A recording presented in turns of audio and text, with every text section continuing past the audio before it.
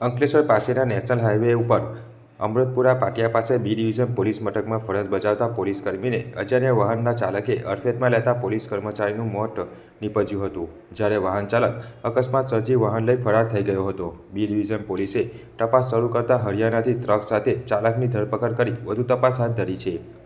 Ankleshwar B division police મથકમાં ફરજ બજાવતા police constable Arvindbhai national highway ઉપર અમૃતપુરા પાટિયા નજીક ફરજ દરમિયાન એક શ્વાનને અકસ્માત નડતા જીવદયા પ્રેમીઓનો સંપર્ક કરવા સ્થળ પર પહોંચ્યા હતા. આ દરમિયાન અજાણ્યા વાહન ચાલકે તેમને જોરદાર ટક્કર મારી હતી. ટક્કર એટલી ગંભીર હતી કે અરવિંદભાઈને ગંભીર ઈજાઓ થઈ હતી અને તેમને ઘટના સ્થળે જ મોત નીપજ્યું હતું, જ્યારે વાહન ચાલક અકસ્માત સર્જી વાહન લઈ ફરાર થઈ ગયો હતો.